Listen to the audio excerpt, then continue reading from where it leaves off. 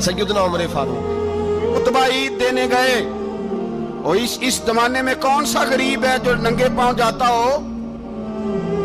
कौन सा गरीब है जो मस्जिद नंगे पांव जाता हो? लोगों ने तो 3 किस्म की चप्पलें रखी हुई हैं। एक मस्जिद जाने की अलहदा है, घर पहनने की अलहदा है, शादी ब्याह पे जाने की चप्पल अलहदा है। हजरत उमर फारूक रदी अल्लाह ताला अन्हु निकले ईद का खुतबा देने के लिए, तो बीवी से कहने लगे जूता। उसने कहा साहब इतनी दफा टूटा है अब गांठा नहीं जा सकता, इतनी दफा टूटा है कि अब दोबारा पेमंद नहीं लग सकते। तो हजरत उमर कहने लगे चल कोई अर्ज नहीं है, बगैर जूते के नंगे पैर ही चलते हैं, कोई अर्ज नहीं। तो कहने लगे लोग क्या कहेंगे? फरमाया चुप कर। लोग जिस दिन उमर ने ये देख लिया ना लोग उसके बारे में क्या कहते हैं, उस दिन उमर उमर नहीं रहेगा। तो कहा फिर आपका नजरिया क्या है? फरमाया मेरा नजरिया ये है कि रब रसूल मेरे बारे में क्या कहते हैं। लोगों का क्या है? लोग कल किसी के बारे में कुछ कहते हैं और परसों कुछ कहते हैं। मेरा नजरिया ये है कि रब रसूल मेरे बारे में नंगे पैर उमर जा रहे हैं। कौन जी? मैं बड़ा माड़ा। अच्छा जनाब, क्या क्या गुर्बत है? 10 किस्म के जोड़े लटके हुए हैं कमरे में, और पहनने की फुर्सत नहीं। सवेरे क्या पहनना है, शाम क्या पहनना है, 15-15 सूट इकट्ठे इस्त्री होके लॉन्ड्री वाला भेज रहा है, और तू गरीब है। तू बहुत बड़ा गरीब है, इसलिए कि गुर्बत पैसों की वजह से नहीं होती, गुर्बत तो दिल की होती है। तू वाकई बड़ा गरीब है, और तू गरीब ही रहेगा। अमीर तो उमर फारूक थे, उमर फारूक थे जो नंगे पांव चले गए ईद की नमाज पढ़ाने। तो रास्ते में जो मिला कहने लगा उमर जूता तो पहन लो। फरमाया तुम्हें उमर का जूता ना पहनने का नक्श तो नजर आया है, कोई अर्ज नहीं। अगर उमर को कभी बताना हुआ तो वो वाला नुक्स बताना जो उमर की सीरत में पैदा हो, किरदार में पैदा हो, वो वाला नुक्स बताना। ये छोड़ो, जूते आते जाते रहते। नंगे पांव गए, पांव धोए, नमाज पढ़ाई, लौट आए। ओ भाई यहाँ तो हमारा बनाव सिंगार उतरना, जितनी तवज्जो कपड़ों की तरफ है इतनी तवज्जो कभी हमारी इल्म की तरफ होती ना, जितना ज़ौक शौक हमारा बनाव सिंगार की जानिब है, इतना बनाव सिंगार कभी हमारा इखलाकियात की जानिब होता तो मामलात बड़ी हद तक संवरे हुए होते। हजरत सैयदना फारूक आज़म रज़ी अल्लाह ताला अपनी जिंदगी को तरतीब दिया। एक दिन भी खिलाफत नहीं मांगी अल्लाह से। हजरत औफ बिन मालिक अशजई एक सहाबी हैं। हजरत औफ बिन मालिक रज़ी अल्लाह ताला अन्हु फरमाते हैं कि जनाब अबू बकर सिद्दीक का जमाना था तो मैंने ख्वाब देखा। मैंने ख्वाब में जनाब उमर को देखा, और मैंने देखा कि कोई कहने वाला कह रहा है कि उमर वो है कि अल्लाह के रास्ते में कोई इसे जितना मर्जी बुरा भला कहे ये परवाह नहीं करता। किसके रास्ते में? बोले सारे। इसका मतलब है अल्लाह के रास्ते में लोग बुरा भला भी। कुरान मजीद ने कहा वला यखाफून लौमत लाइम, कुछ लोग ऐसे हैं जो बुरा भला कहने वालों की परवाह नहीं करते। आप यकीन करें अगर परवाह शुरू हो जाए ना तो दीन का काम खत्म हो जाए। ना कोई तकरीर करे, ना कोई तदरीस करे, ना कोई पीरी मुरीदी करे, खत्म हो जाए अगर बातों की परवाह हो।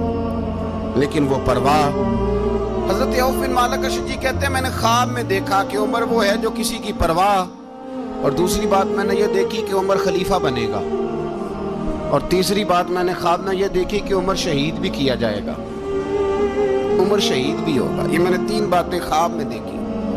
फरमाते हैं मैंने आके ख्वाब हजरत अबू बकर सिद्दीक को सुनाई, वो खलीफा थे। वो कहने लगे ठहर जा, मैं उमर को बुलाता हूँ, उसके सामने दोबारा सुनाना। उसके सामने फरमाते मैंने बुलाया हजरत उमर फारूक को, आके बैठे। ख्वाब शुरू हुआ का एक बात तो मैंने ये देखी कि आप मलामत करने वाले की परवाह नहीं करते, दूसरा आप खलीफा बनेंगे। जनाब उमर कहने लगे चुप कर, अबू बकर के सामने ही कह रहा है, चुप कर, खलीफा के सामने ही कह रहा है। तो अबू बकर सिद्दीक कहने लगे उमर इसे कहने दो, मुझे लगता है रब की रजा यही है कि मेरे बाद अगर मुस्तफ़ा का मिंबर मिले तो उमर को मिले, इसे कहने दो। यार यहाँ तो लोग डींगे मारते हैं, यहाँ तो लोग दावे करते हैं, मेरे सामने फलाने को भी बिठाओ, फलाने को भी बिठाओ, उसको क्या पता, इसको क्या पता। ये तो बड़के मारने का दौर है। हजरत उमर रज़ी अल्लाह ताला अन्हु को तीसरी बात कही। हजरत औफ बिन मालिक ने कहा आप शहीद किए जाएंगे, मैंने ख्वाब देखी है। नेक लोगों के ख्वाब बड़ी हद तक सच्चे होते हैं। کہا میں نے خواب دیکھی ہے. تو حضرت عمر کہنے لگے شہید تو دلیر لوگ ہوتے ہیں, شہید تو دلیر, جسے سارا زمانہ دلیر کہہ رہا ہے وہ اپنے بارے میں کیا کہہ رہے ہیں؟ کہتے ہیں شہید تو دلیر, میں تو کاہل سا آدمی ہوں, سست آدمی ہوں, میں تو اتنا کام ہی نہیں کرتا. تو یہ خواب تو نے جو ٹھیک ہے دیکھا ہے نا, پھر سے دیکھنا. تو ابو بکر صدیق فرمانے لگے عاجزی نہ کر, انکساری نہ کر, تو جو کہہ رہا ہے ٹھیک کہہ رہا ہے, لیکن مجھے سن کے شکر بھی ہوا ہے اور افسوس بھی ہوا ہے. افسوس اس بات کا کہ تیرے جیسا بطل عظیم چلا جائے گا, اور شکر اس بات کا کہ رب تجھے زندگی بھی اعزاز والی دے گا, اور شہادت کی موت دے کے اللہ تجھے موت بھی عزت والی عطا فرمائے گا. اللہ موت بھی تجھے عزت والی دے گا, تجھے کاہلوں جیسی موت اللہ. حضرت فاروق اعظم رضی اللہ عنہ, بھائی یہاں تو اس زمانے کا سب سے بڑا مسئلہ پروٹوکول ہے. لوگوں کو پتا ہوتا ہے کامل پیر ہے, کامل مرشد ہے, لوگ نہیں جاتے. میں کسی کا مرید ہو جاؤں, میرا پروٹوکول کدھر گیا؟ پتا ہوتا ہے یہ کامل استاد ہے, میں اس کے پاس بیٹھوں گا تو میری تربیت کرے گا, لیکن لوگ شاگرد نہیں بنتے. میں کدھر گئی؟ یہ جو پروٹوکول کی مصیبت ہے نا, اس نے بڑے بڑے لوگ زیرو کر دیے, بڑے بڑے لوگ. اور یہ مت سمجھے کہ آپ کا وزیر اعظم پروٹوکول لیتا ہے یا آپ کا صدر پروٹوکول, وزراء, ایسی کوئی بات نہیں. ہم چھوٹے طبقے سے لے کر بڑے سارے پروٹوکول کے قائل ہیں. ہمارا تو داماد بھی کہتا ہے کہ مجھے پوچھا نہیں, میں تمہارے گھر کیوں آؤں. ہمارا تو بھائی ہر شخص اعلان کرتا ہے پروٹوکول کا, فلانے نے عزت نہیں دی تو واپس آ جاؤ, فلانے نے سلوٹ نہیں کیا تو واپس آ جاؤ. لوگ جہاں سلوٹ کرنا چاہیے وہاں بھی سلوٹ کرانے کے قائل ہیں. پر حضرت عمر رضی اللہ تعالی, حضرت عمر کی سادگی اور پھر جناب عمر کی عاجزی, جب انسان اپنے اوپر سوار کر لیتا ہے نا, سوار کر لیتا ہے, میں بدکار پرانا خادم, کسے در ملی نہیں ٹوئی, تے واصف یار نے نظر جو کی تھی تے واصف ہی. میں اکثر سوچتا ہوں حضور نے جہاں بھی کہا نا, فرمایا میرے بعد نبی ہوتے تو خطاب کے بیٹے عمر ہوتے. حضور نے فرمایا عمر جس رستے سے جاتا ہے شیطان وہ رستہ بدل جاتا ہے. نبی پاک صلی اللہ علیہ وسلم نے فرمایا میرا عمر وہ ہے کہ اس کی زبان پر حق جاری ہے. حضور علیہ السلام نے فرمایا 950 سال حضرت جبریل میرے عمر کی شان بیان کریں تو ان کی عظمت ختم نہیں ہوتی. 950 سال جبریل عظمت بیان کرے تو ختم نہیں ہوتی. یہ بات ہے حضرت عمر کی. اور فرمایا عمر ابو بکر کی نیکیوں میں سے ایک نیکی ہے, یہ شان ہے اب عمر فاروق رضی اللہ تعالیٰ عنہ کی. حضور نے فرمایا میرے بعد نبی ہوتے تو عمر ہوتے, جس گلی سے عمر آئے شیطان رستہ بدل جائے. میرے عمر فاروق کی شان 950 سال بیان ہو تو ختم نہ ہو. عمر کی زبان پر اللہ حق بیان کرتا ہے, جو عمر کہتا ہے وہی رب کر دیتا ہے. حضور ساری زندگی فضیلتیں بیان کرتے رہے, عمر جواب میں کیا کہتے ہیں؟ کوئی بتائے نا کہ یہ والی حدیثیں کبھی عمر نے بھی روایت کی ہوں کہ حضور نے میرے بارے میں یہ کہا ہے. یہ روایتیں وہ روایت نہیں کرتے. ان سے جب لوگ کہتے عمر تیری بڑی بات ہے تو عمر رو پڑتے, کہتے میں تو اونٹ چرانے والے باپ کا بیٹا ہوں, میں تو اونٹ چرانے والے باپ کا بیٹا, اونٹ چرا. اس سے آگے عمر گئے ہی نہیں ساری زندگی, اس سے آگے لفظ ہی نہیں ادا کی. اور میں تو بھائی اونٹ چرانے والا, میرا باپ تو اونٹ چرایا کرتا تھا, 10 اونٹ تھے, میری ڈیوٹی ہوتی تھی, سنبھالے نہیں جاتے تھے, ابا ڈنڈوں سے مارتا تھا. ساری زندگی عمر حج کرنے گئے, ایک خشک تنا کھجور کا عمر فاروق رضی اللہ تعالیٰ عنہ نے اس کو اپنے کلاوے میں لیا, رونے لگے. لوگوں نے کہا عمر کیا ہوا؟ فرمانے لگے یہاں میں اونٹ چرایا کرتا تھا, یہاں میں اونٹ چراتا تھا, 10 اونٹ سنبھالے نہیں جاتے تھے. دیکھو رسول اللہ کی شان, آج ساری امت چلانے کا طریقہ عطا فرما دیا ہے. ساری نظریے سے پیار. یار پیسہ کس کو برا لگتا ہے؟ آپ جس آدمی کی 50 کروڑ کی پراپرٹی ہے اس کو پوچھیں سب سے غریب, آپ کو وہی نظر آئے گا. وہ کہے گا میں ٹائٹ ہوں, حالات بڑے. میں کئی باری پوچھے انہوں نے, میں کہتا ترجمہ بھی 10 چھڑوں کی, ہمیں تو سمجھ نہیں آتی اور ٹائٹ حالات کون سے ہوتے ہیں جی.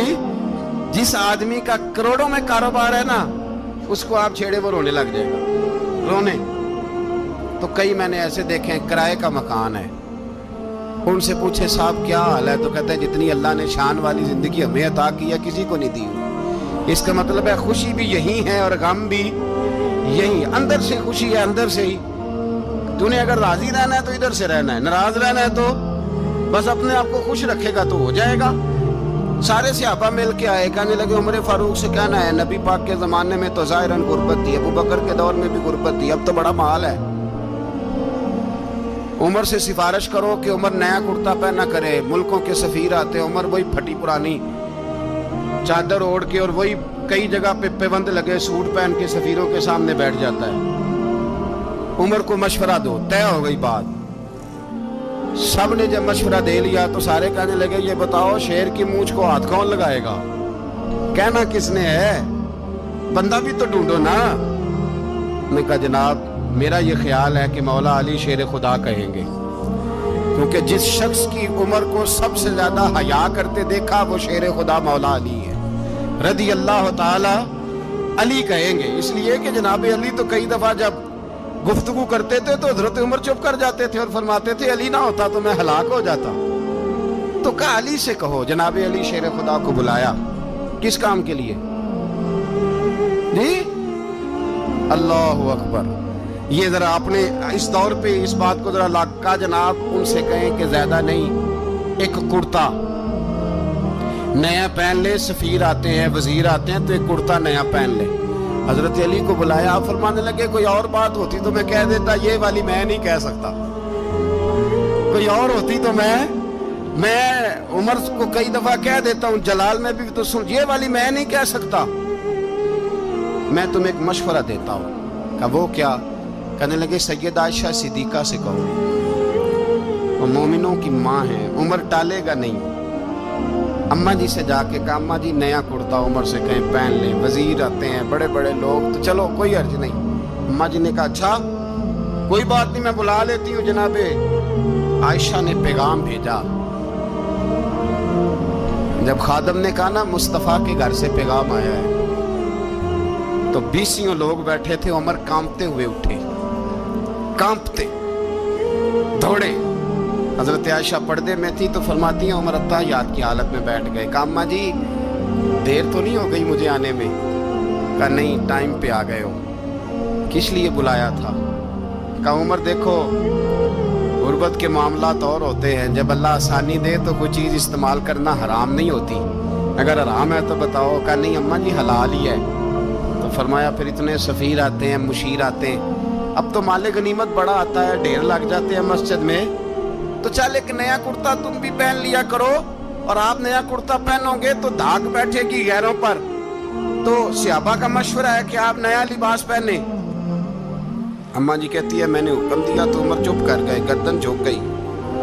تھوڑی دیر کے بعد سیدنا عمر فاروق نے سر اٹھایا تو داڑھی پہ آنسو گر رہے تھے، رو پڑے، کہنے لگے پاک محبوب کی پاک بیوی جیسے حکم کرتی ہو میں حاضر ہوں، پر مجھے وہ والا لباس پہنانا جو میرے مصطفیٰ نے پسند فرمایا ہے۔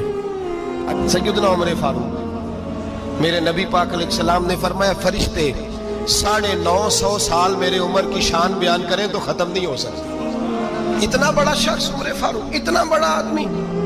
ایک دن اعلان کیا عمر فاروق نے، لوگوں مسجد میں آؤ بات کرنی ہے، امیر المومنین کا پیغام ہے، سارے مسجد میں آ جائے۔ کھچا کھچ مسجد نبوی صحابہ سے بھر گئی، اور ایسا جب اعلان ہوتا تھا تو صحابہ دوڑ کے آتے تھے، شاید کوئی جنگ ہے، شاید کسی نے حملہ کر دیا ہے، شاید کوئی نئی بات ہے، دوڑے آئے لوگ، مسجد نبی کھچا کھچ بھر گئی۔ سیدنا فاروق اعظم رضی اللہ تعالیٰ عنہ ممبر پہ بیٹھے، حضرت عبد الرحمن ابن عوف رضی اللہ تعالیٰ عنہ فرماتے ہیں کہ صحابہ تجسس کے دیکھ رہے ہیں کہ پتہ نہیں کسی طرف سے پیغام نہیں آ گیا، کوئی کافر حملہ نہیں کرنے لگا، اللہ جانے کیا ہوا ہے، بڑی پریشانی ہے۔ عمر بیٹھے اللہ کی حمد کی، نبی پاک صلی اللہ علیہ وسلم پر درود پڑھا، اور پھر عمر فاروق بولے، فرمانے لگے میں جب مکے میں رہتا تھا نا تو کبھی گھر میں قحط آ جاتا تھا، کبھی قحط آتا تھا گھر میں، بکریوں کے دودھ خشک ہو جاتے تھے، گندم نہیں ملتی تھی، پانی نہیں ہوتا تھا، تو فرمایا میری اماں مجھے خالہ کے گھر بھیج دیتی تھی۔ قبیلہ بنو مخزوم، اس قبیلے میں میری خالہ کی شادی ہوئی تھی تو وہ مالدار لوگ تھے، ان کے پاس زیادہ بکریاں، زیادہ اونٹ، زیادہ گائے، زیادہ کھیت تھے۔ حضرت عمر فاروق فرمانے لگے میں ان کے گھر جاتا تو میرے خالو سمجھ جاتے کہ عمر کو اس لیے بھیجا گیا ہے کہ قحط آ گیا ہے۔ فرماتے ہیں وہ مجھے سویرے بکریاں چرانے لے جاتے، شام تک میں ان کی بکریاں چراتا۔ امیر المومنین عمر، ایک طرف مسئلہ یہ ہے کہ کیسر و کسرا کی دیواریں ہل رہی ہیں عمر کے نعروں سے، اور ادھر عمر منبر پہ بیٹھ کے خطبے دے رہے ہیں۔ فرماتے ہیں میں بکریاں چراتا، شام تک خالہ کے گھر جا کے مزدوری کرتا، اور فرماتے ہیں شام ہوتی تو ایک مٹھی کشمش مجھے دیتے وہ۔ آپ فرماتے ہیں میں بڑے قد والا تھا، ایک مٹھی کشمش ملتی ہے، کبھی ایک مٹھی کھجوریں، میں شام کو کھا کے سو جاتا۔ کئی مہینے یوں ہی گزرتے تو میری اماں کا پیغام آتا کہ علاج صحیح ہو گیا، میرے بیٹے کو بھیج دو۔ یہ بات کہی، حضرت عمر رونے لگے اور پھر کہنے لگے اب وہ وقت آیا ہے کہ لوگ مجھے امیر المومنین عمر کہہ کے پکارتے ہیں۔ بس یہ دو باتیں کی۔ عمر نے کہا چلو ظہر کا وقت ہو گیا، اذان پڑھو، اٹھو نماز پڑھے، اٹھو۔ اذان ہوئی، اقامت ہوئی، جناب عمر نے نماز پڑھائی، لوگ چلے گئے تو سیدنا عبد الرحمن ابن عوف یارانہ تھا جناب عمر سے، بازو پکڑ کے کہنے لگے عمر سیاڑا بندہ یار تو یہ دو باتیں سنانے کے لیے اتنا مجمع اکٹھا کیا تھا، یہ دو باتیں کہنے کے لیے کہ میں خالہ کے گھر جا کے مزدوری کرتا تھا تو ایک مٹھی کشمش ملتی تھی، ایک مٹھی کھجورے، یہ کہنے کے لیے کہ میں بکریاں چرایا کرتا تھا۔ تو حضرت عمر فاروق رضی اللہ تعالیٰ عنہ پھر روئے، پھر آنکھوں میں آنسو آئے، کہنے لگے عبد الرحمن آج نا مصر شام سے کچھ لوگ آئے تھے اور وہ بتا رہے تھے کہ عمر تیرا ڈنکا وہاں بھی بڑا بجتا ہے، وہ مجھے کہہ رہے تھے تیرے نام کے وہاں بھی بڑے دبدبے ہیں، بڑے تذکرے ہیں۔ تو میرا نفس مجھے کہہ رہا تھا عمر دیکھا تو یہاں بیٹھا ہے اور وہاں تیرے نام کا شور ہو رہا ہے، مجھے اس نے بڑا کیا ہے۔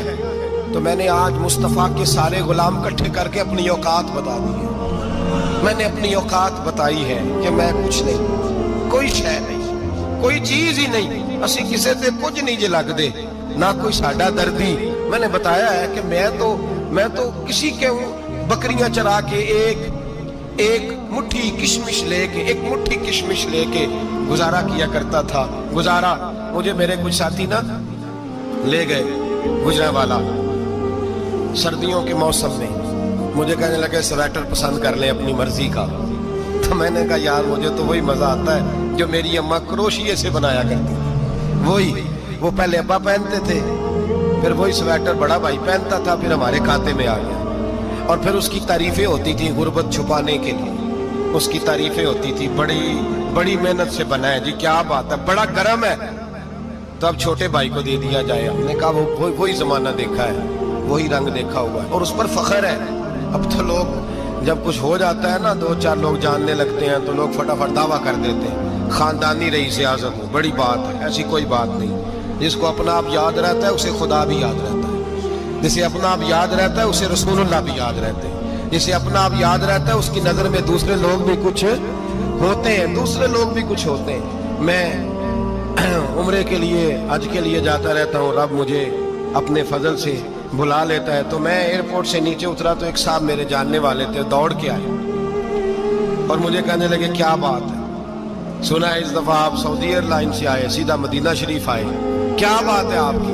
اور میں نے کہا صاحب چھوڑ دیں، میں بھی جب پہلی دفعہ آیا تھا تو میں بھی بڑا گھور کے ایئرپورٹ دیکھتا تھا، میں نے کبھی دیکھا جو نہیں تھا، میں بڑا گھور کے دیکھتا تھا، کوئی ایسی بات نہیں ہے، یہ نظام قدرت ہے، بادشاہ کے فیصلے ہیں، وہ جب چاہتا ہے جس طرح کے چاہتا ہے فیصلے فرما لیتا ہے، تو یہ اس کے فیصلوں کی بات ہے۔ ہم لوگ نا جس حیثیت پہ ہوتے ہیں وہیں رہ جاتے ہیں، پچھلی بات بھول جاتے ہیں، اس لیے ہم چاہتے ہیں جو بھی ہمیں ملے جھک کے ملے، جو بھی آئے، اور یہ میرا آپ کا سب کا مشترکہ معاملہ ہے۔ میرے نبی پاک صلی اللہ تعالی علیہ وسلم نے صحابہ سے پوچھا تمہیں بتاؤں جنت کے بادشاہ کون ہوں گے؟ جنت کے عام لوگ نہیں، جنت کے، بولیے گا ذرا، جنت کے اللہ بادشاہ، جنت میں تو جانا بڑی بات ہے، حضور جنت کا بھی بادشاہ، ابن ماجہ میں لفظ ہے، تمہیں پتہ ہے جنت کے بادشاہ کون ہوں گے؟ تو میرے مصطفیٰ کریم صلی اللہ تعالی علیہ وسلم کے غلاموں نے کہا حضور ہمیں نہیں پتا، تو حضور نے فرمایا جنت کے بادشاہ وہ لوگ ہوں گے جنہیں دنیا میں کوئی بھی نہیں جانتا تھا، جن کے کپڑے سادے ہوتے تھے، جو غریب لوگ ہوتے، جو سفارش کرتے تھے تو ان کی قبول کوئی نہیں کرتا تھا, جو کسی کے ساتھ جاتے تھے تو ان کو مانتا کوئی نہیں تھا. وہ جنت کے بادشاہ ہوں گے, بادشاہ. اور فرمایا قیامت کے دن جب لوگ انہیں دیکھیں گے تو ان پر فخر کریں گے, رشک کریں گے, کہیں گے کیا بات ہے تمہاری, یہاں تو شوق ہی بڑا ہے. غریبوں نے بھی پوسٹر بنائے ہوئے ہیں, ڈاکوؤں, لٹیروں, چوروں کی تصویروں کے ساتھ لگوائے ہوئے, اپنے آپ کو بڑا کرنے کے لیے. عاجزی اختیار کریں, عاجزی اختیار کریں, اپنے آپ کو مٹانے کی کوشش کریں. رب کریم کے بندے آگے بڑھ بڑھ کے اپنا آپ دکھاتے نہیں, بڑا شوق ہے, پہلے فوٹو کھچا لو, باقی باتیں بعد میں ہو, پہلے ویڈیو بنا لو, باقی